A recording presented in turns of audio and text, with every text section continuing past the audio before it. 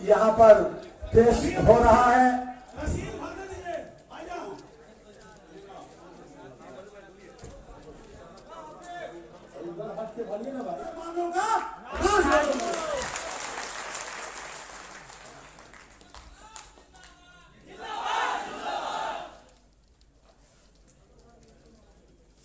मैं आप लोगों का शुक्रिया अदा करता हूँ कि जनाब कलाम साहब आपसे रूबरू थे और आपने उनकी बातों को बहुत गौर से सुना।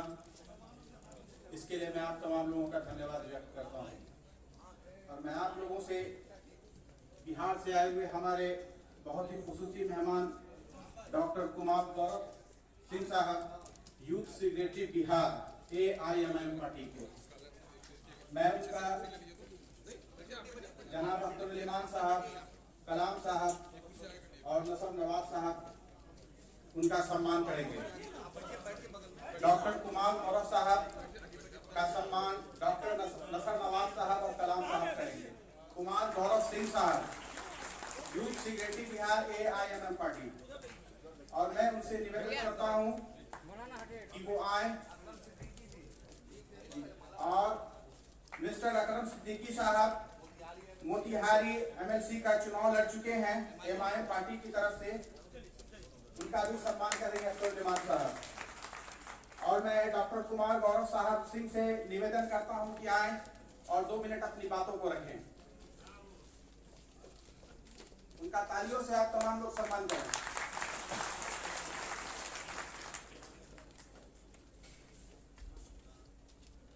आज इस ऑडिटोरियम के सभागार में आए हम लोगों के माननीय प्रदेश अध्यक्ष, अमौर से विधायक, लोकप्रिय विधायक जनाब अख्तरुल इमान साहब, युवा के अध्यक्ष और जन जन के नेता आदिल हसन साहब,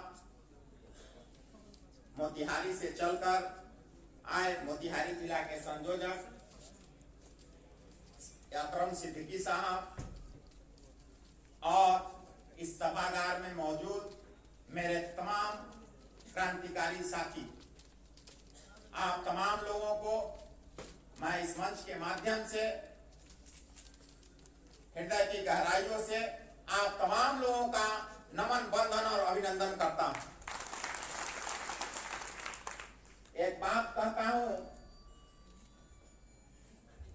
कि आज जो बिहार की वर्तमान हालात है उसमें जनाब अख्तरुल इमान साहब और बैरिस्टर नसरुद्दीन ओवैसी साहब, इन दोनों लोगों ने मिलकर जो बिहार की राजनीतिक परिस्थिति में जो निर्णय लिए हैं, और AIMIM पार्टी लगातार हिंदुस्तान के हर क्षेत्र में लगातार अपना ग्रोथ कर रही है, विकास कर रही है। लगातार इस पार्टी के कार्यकर्ता बढ़ रहे हैं, लगातार MP MLA बढ़ रहे हैं। तो यह लोकतंत्र की खूबसूरती है कि पार्टी लगातार मजबूत होती जा रही है। और आज इस ऑडिटोरियम में नौजवान साथियों की काफी तादाद है। यह नौजवान साथी ही इस देश में कोई भी क्रांति का नायक बनते हैं। इसलिए मैं तमाम नौजवान साथी जो इस सभागार में उपस्थित है उन लोगों को पुनः नमन करते हैं, क्योंकि ज्यादा संख्या उन्हीं का दिखाई दे रहा है। कोई भी क्रांति के लिए नौजवान आगे बढ़कर आता है, और आज जो नौजवानों की संख्या है इस दरभंगा की भूमि पर देखकर मेरा मन गदगद हो गया कि आज जो है पार्टी निश्चित तौर पर अपने मुकाम को हासिल करेगी, क्योंकि नवयुवक ही देश को बदल सकते हैं। जयप्रकाश नारायण ने नारा दिया था कि JP का जो अंतिम संदेश था, युवक बचाओ अपना देश। तो युवा वर्ग किसी भी क्रांति का मार्ग प्रदर्शक होता है, और आज जो युवाओं की तादाद है उसके लिए आप तमाम लोगों का हम शुक्रिया अदा करते हैं। साथियों, आज जो बिहार की वर्तमान हालात है, चाचा और भतीजा ने मिलकर इस पूरे बिहार को बर्बाद कर दिया है, तंग और तबाही में है। आज देख रहे हैं शिक्षक वर्ग पर लगातार हमले हो रहे हैं। शिक्षक जब अपनी मांग और अधिकारों को लेकर जो है जाता है तो उसको जय हिंद, जय भारत, जय AIMIM।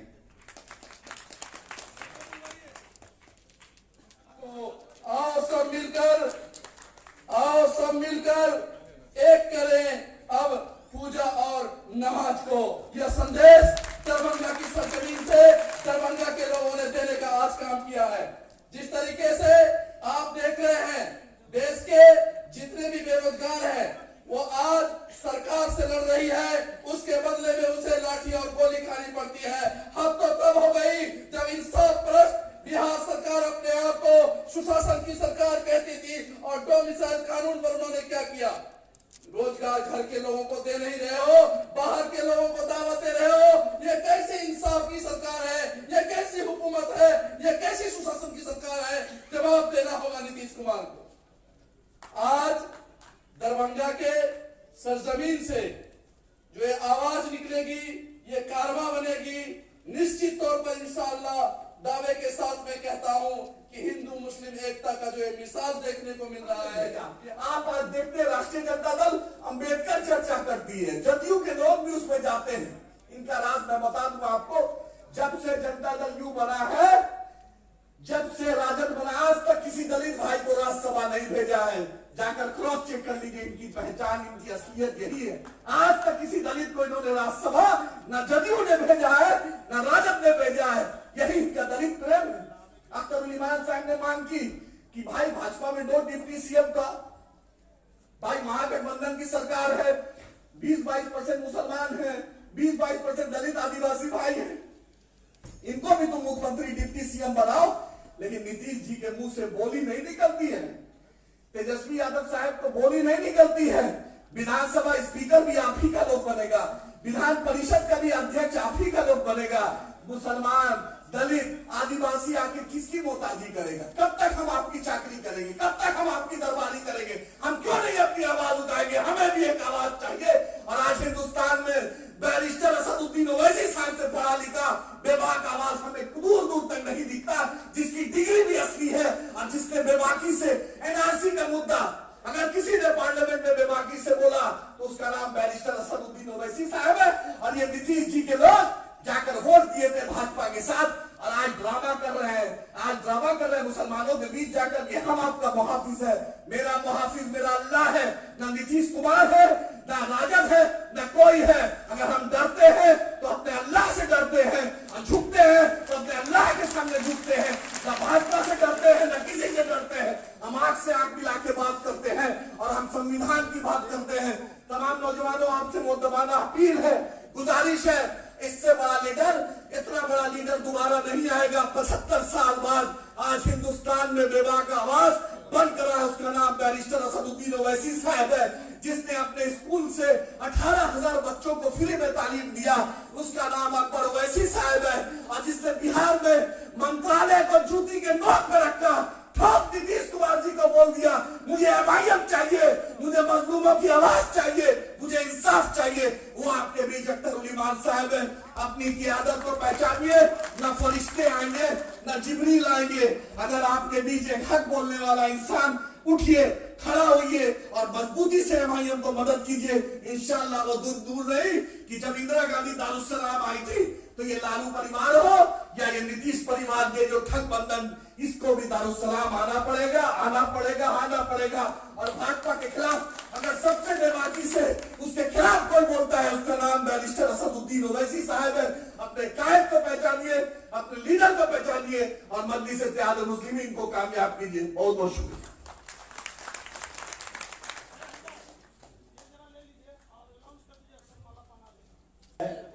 उनका नाम पढ़ा जा रहा है, जो प्रदेश अध्यक्ष महोदय के शुभ हाथों से माल्यार्पण होगा। जनाब राजेश शाह, ये कमतौल के हैं, राजेश शाह, ये MIM कुल हिंद मजलिस इत्तेहादुल मुस्लिमीन बिहार के सदस्य बन रहे हैं, ज्वाइन कर रहे हैं। सुनील यादव सीतामढ़ी, विक्रम सिंह, नवीन सिंह, दूर दूर से लोग आए हैं। शिवानंद पांडे, आरिफ हुसैन दरभंगा सदर, कासिम हुसैन, शिवानंद पांडे, मोहम्मद यासीन, सभी लोगों का एमआईएम में स्वागत है। सभी एमआईएम कार्यकर्ता सोशल मीडिया पे एक्टिव रहें और अपने अपने बूथ को मजबूत करें। बूथ कमेटी के लिए बहुत जल्द हम लोग आपके पास आएंगे। अपना बूथ काफी मजबूत करना है ताकि इस लड़ाई को मजबूती के साथ लड़ने में आसानी हो। सदस्य बनाइए, बूथ कमेटी बनाइए, कमेटी को एक्टिव रखिए, सोशल मीडिया पे एक्टिव रहिए।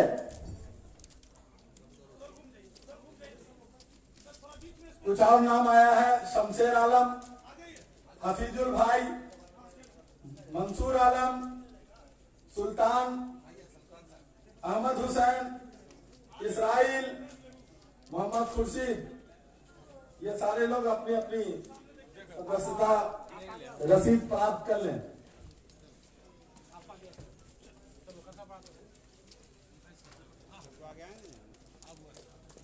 दोस्तों, वक्त बहुत ज्यादा हो चुका है। आइए अब बिना किसी ताखीर हम आपको बतावें कि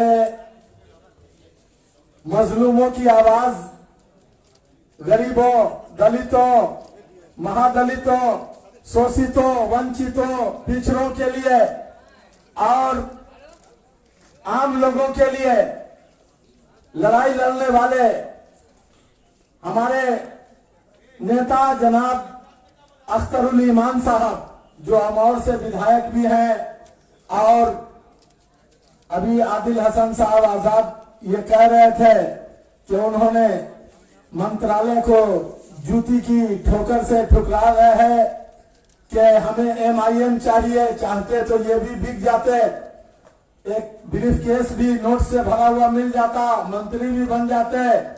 लेकिन इन्होंने यक्का और तन्हा रहकर तमाम मुखालिफ हवाओं का मुकाबला करते हुए इस बात को साबित किया कि एक मर्द मोमिन के पाए इस्तकामत में तसलजुल नहीं बर्पा हो सकता है। हम अपने मंत्रालय को तो ठुकरा सकते हैं, लेकिन अपने जमीर को नहीं बेच सकते, अपने ईमान का सौदा नहीं कर सकते।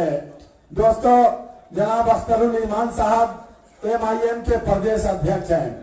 आप अच्छी तरह जानते हैं कि एक्शन सिविल कोड हो या और भी कोई मामला हो, ये पार्टी मजबूती के साथ लड़ रही है। जोरदार तालियों से जनाब अख्तरुल ईमान साहब का वालिहाना इस्तकबाल करें। अख्तरुल ईमान जिंदाबाद, बैरिस्टर असदुद्दीन ओवैसी जिंदाबाद, आदिल हुसैन आजाद जिंदाबाद, मोहम्मद कलाम जिंदाबाद, एमआईएम जिंदाबाद। गले में उसके खुदा की अजीब कुदरत है, वो बोलता है तो एक रोशनी सी होती है। तीर खाना है जिगर पर तो जिगर पैदा कर, सर कटाने की तमन्ना है तो सर पैदा कर।